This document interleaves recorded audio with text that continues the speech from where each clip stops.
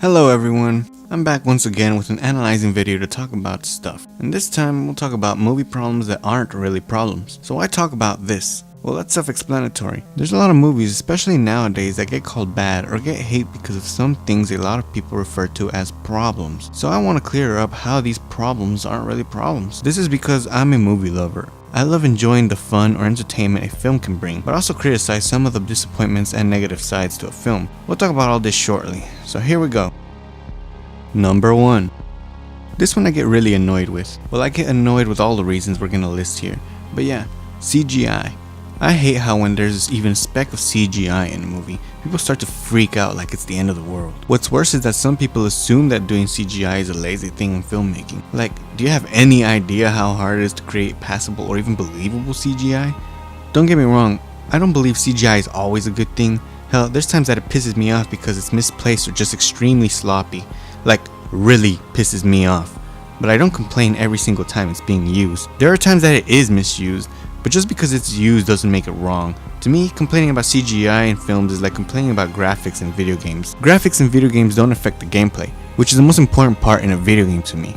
The same goes for me with CGI in movies. CGI doesn't affect the story and characters in the film, and those are two of the biggest keys in a movie for me.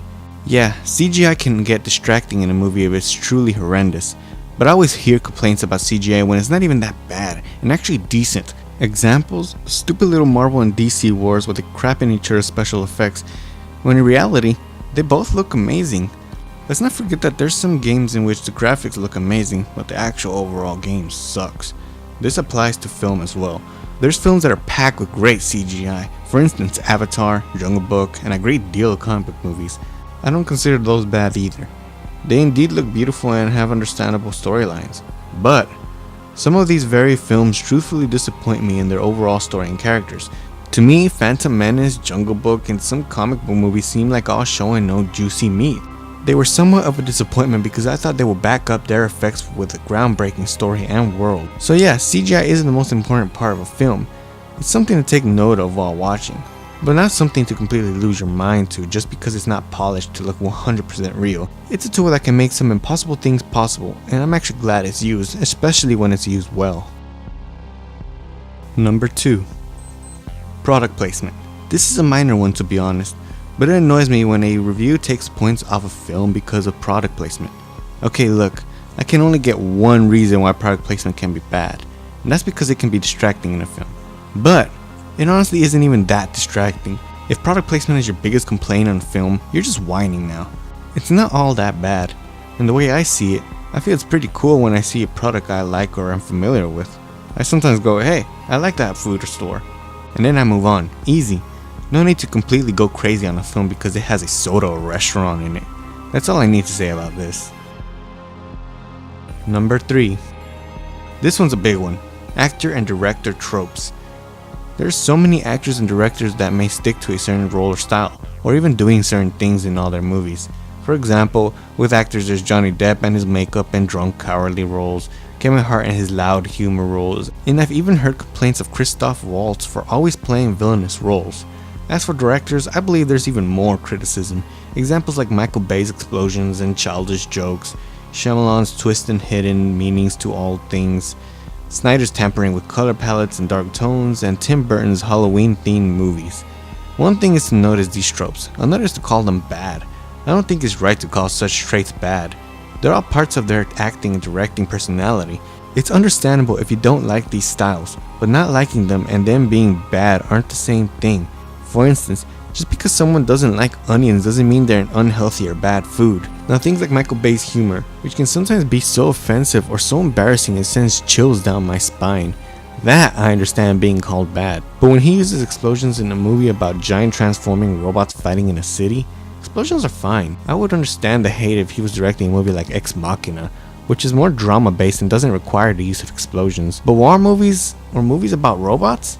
That's just stupid to complain. He's gotta fix that humor though. Or another example is Johnny Depp's makeup roles, Christoph Waltz villain roles, and I even hear about Jim Carrey's roles. They're good at playing those roles. Would I like to see them play different roles? Yeah.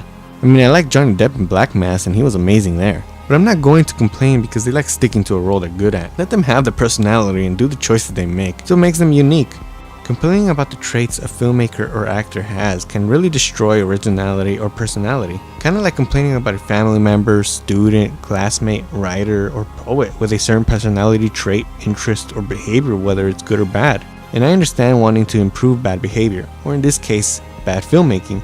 Like I said earlier, Michael Bay needs to stop his bad humor and use of shaky cam. Also Tim Burton needing to add more substance to his unique visual style, and many more.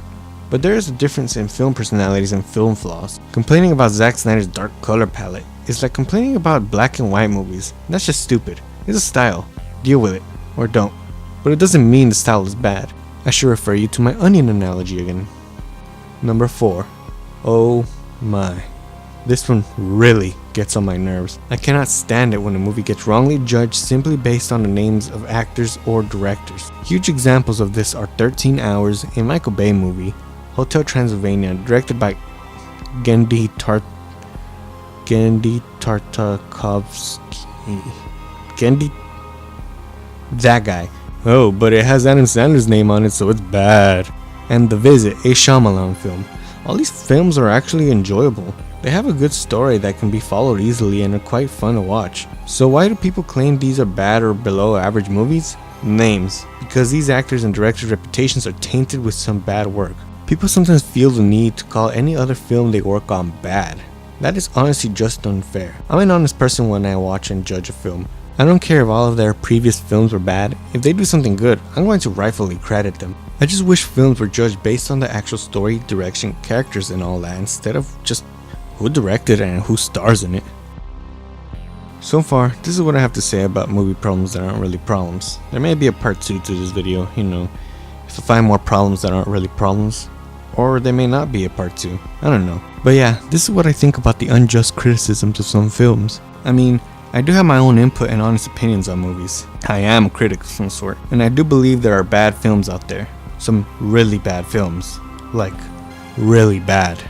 But I try to be just and actually brutally honest. That's why I made this video, because I truly believe these so-called problems aren't really problems. They don't take away my enjoyment of a movie. And that's what movies are supposed to do. They're supposed to entertain you and make you enjoy it. I get other people's opinions may differ from my own, but I really wanted to share a piece of my mind. I am a movie lover after all. No matter how much I criticize a film, I always hope to get some enjoyment out of it. These are my thoughts on movie problems that aren't really problems. I want to hear what your thoughts are. Comment down below and tell us. And remember that if you enjoyed this video, please like, share, and subscribe. See you guys next time.